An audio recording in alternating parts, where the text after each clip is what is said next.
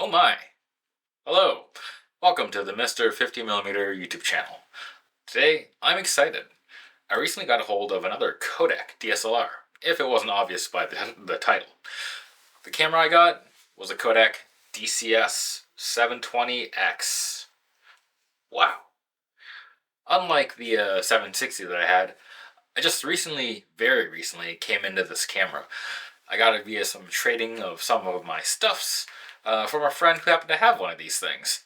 Now, my copy isn't perfect. It's a bit worn, seen some better days, but it takes pictures, and that's what matters. Additionally, before we get started, just like in my DCS 760 video, I'm going to first go over just some things to consider when looking at this camera. Since the 760 and the 720 are very similarly designed and come with basically the same set of problems, with the 720X having its own unique set, which I'll get into a little later. But just as a refresher, in case you didn't watch my old video, which you should, this thing has giant, weird batteries, which aren't easily available. It uses PCM-CIA cards, which you can get around by using a CF card adapter, and specifically for the 720X, this thing is rare. It's even rarer than the 760, as it seems, and it's hard to get a read on how much to actually go for. But judging by a couple that have recently-ish sold, I'd say you're looking at around 400 to 700 USD, depending on condition and what accessories it comes with. By the way, similar to the 760, if you end up having one of these and you can't find a way to power it, I'd again refer to one of my other videos somewhere here or there for how to build a DIY AC adapter and or external battery pack, because I ended up actually using the one that I built, shooting with this camera because I forgot to charge up the internal pack, but I did remember to pack up my external battery. So yeah, let's get into it.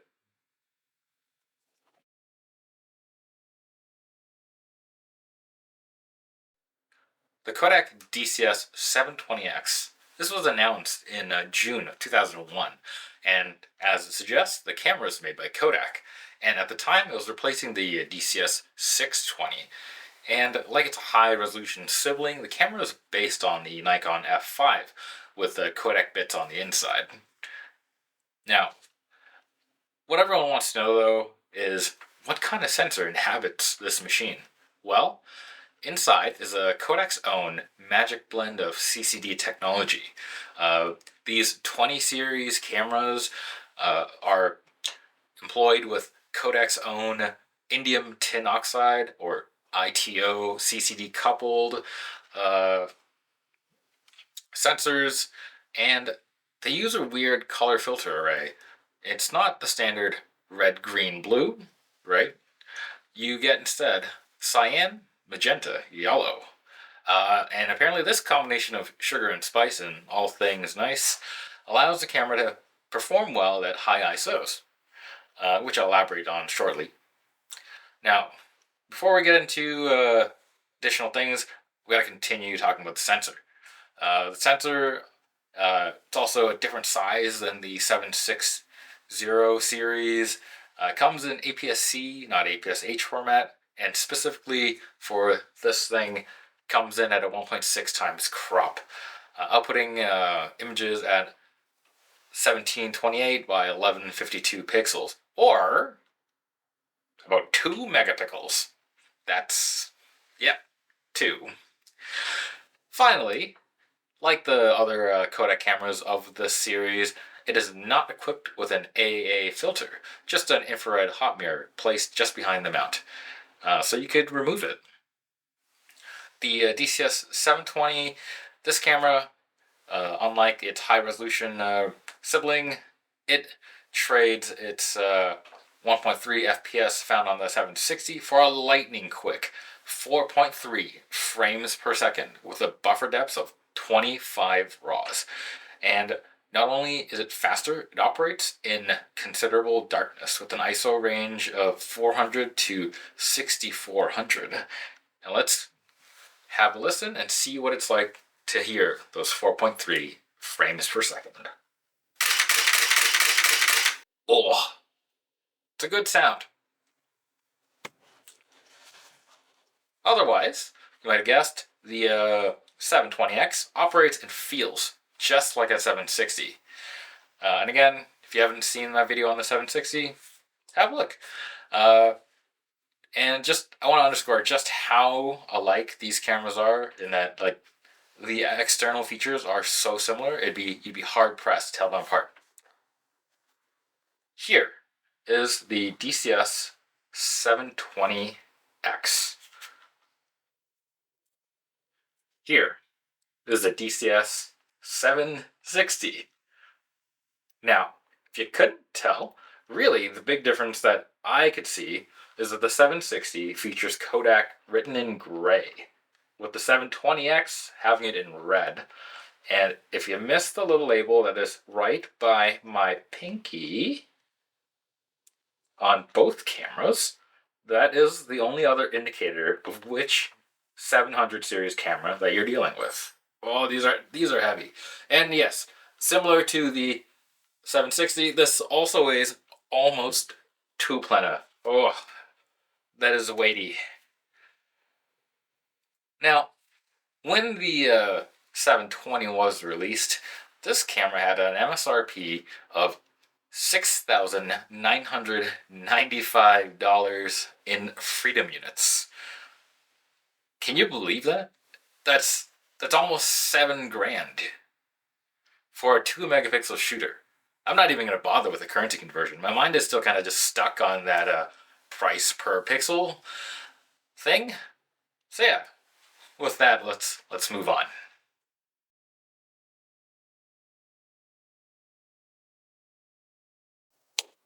So what's it like to shoot with the 720X? Well, we'll go over a couple things that make this camera a bit unique. First, the ISO 400 base. It actually makes daylight shooting a bit of a challenge. The max shutter speed is, as you'd expect, 1/8000, and I personally like to shoot with prime lenses. I do like more open than closed. So I do find myself, for this camera, having to stop down more than I would like to in daylight, just to not blow out the entire image. Like, I tend to have to go down to f5.6 or even smaller, just to avoid going to like max out that shutter speed at the base ISO 400. On the flip side though, the camera will happily shoot at ISO 3200 or 6400, and you can even push the camera a little further. In low light, it kind of shoots all right. It kind of makes up for the poor daylight performance, and yeah, you really can't go any lower than 400. There's no ISO expansion. It doesn't boost down or boost up.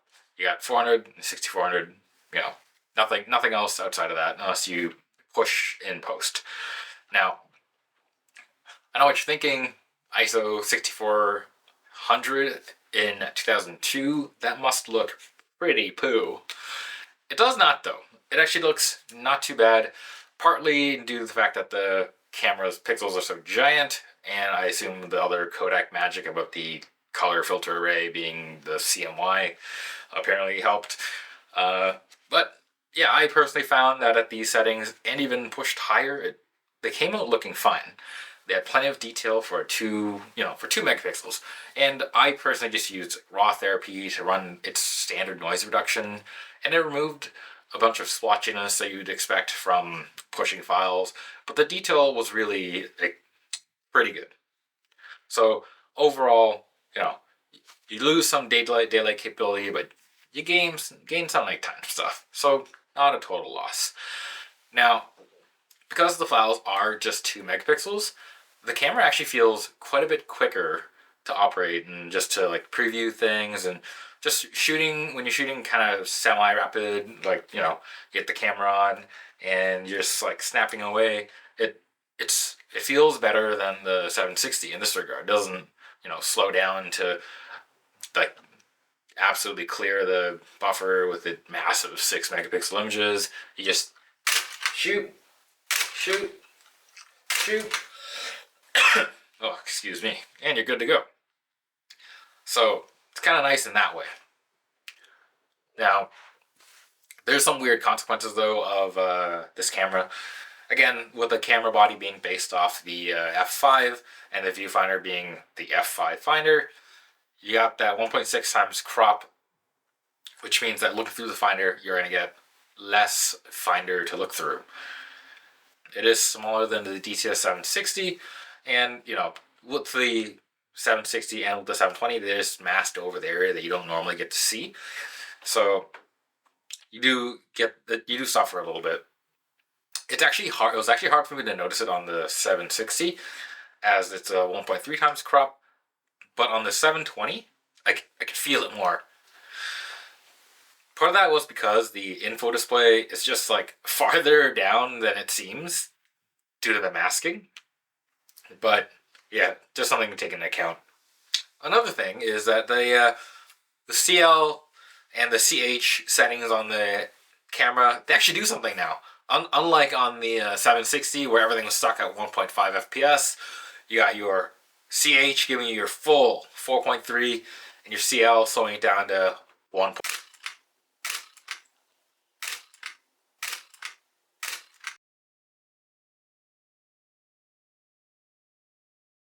There you go, 1.5 CH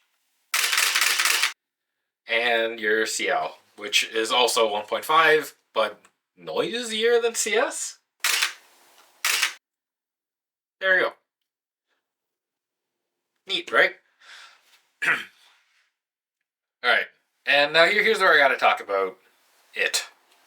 The 2 megapixel output. I just want to chat about this before we head into the gallery and have a look. I use a lot of older cameras and I tend to be pretty happy with them. Just, especially even considering 6 megapixel, 10 megapixel, and everything in between. Just like I don't tend to super care about the amount of resolution I get because I'm not typically blowing these up to like billboard size.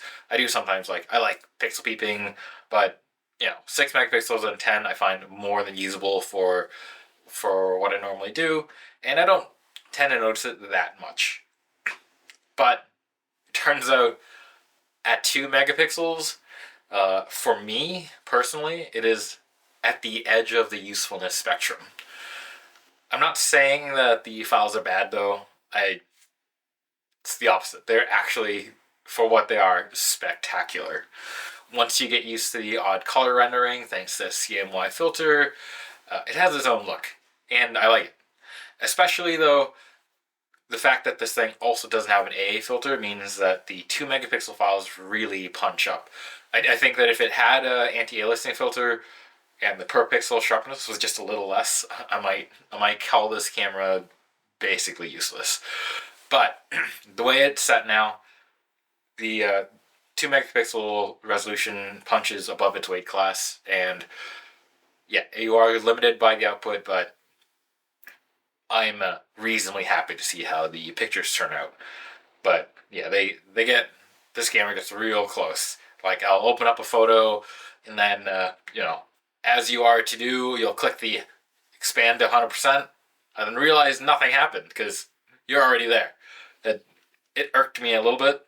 I'm not used to running the scroll wheel and all of a sudden hitting 300% instantly, and you're going, that's the edge of the picture there. You can see the pixel rendering, and it is sharp, but you are limited. So things to keep in mind. Another aspect of the 2 megapixel shooter with the lack of an AA filter is that you will notice more and more. I notice it more on the 720x than on the 760, and I think that's just because at 2 megapixels everything seems like it's got a very, very fine pixel pitch, and moire is induced fairly easily. That being said, for web use, for the Insta, for Bookface, I think it's still perfectly fine, and you can still process the images and come up with probably a reasonably fine print as well if you're into that. Just don't pixel peep too hard. I think pictures still come out solid.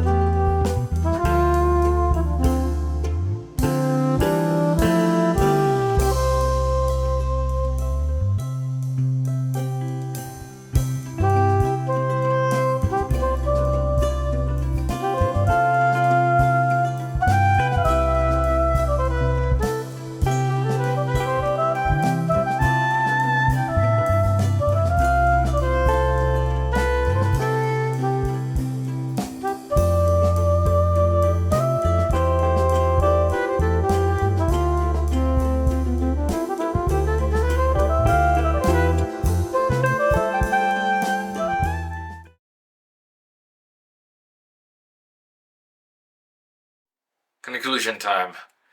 Just like with the Kodak DCS 760, I really don't know if you can recommend the camera to people, other than to satisfy curiosity or as a collector's urge like myself. This is even more so with the 720 as the 2 megapixel sensor. It sometimes really does feel limiting. It's uncomfortable a bit for me, and for anyone who would like good daytime shooting, this might also be something to consider given the base ISO. So overall, I think this camera has kind of made me feel a little more uncomfortable than with the 760. So yeah, it's hard to recommend. Other than, like I said, curiosity and for collectors. Especially, it's hard to recommend if this is going to be your only DSLR. Hopefully not, but you know, there's a lot of options you can select for the money, given how much money that these are fetching and how weird it's going to be to get these things to work. But I'm guessing that if you are watching this video, you're probably more curious than sensible. So if you do find one and you do buy one, share your thoughts about it here with me. So let me know in the comments below if you have one, or if you're thinking of getting one, or if you have any questions about it. And as always, don't forget to like, comment, and subscribe. Till next time. Bye.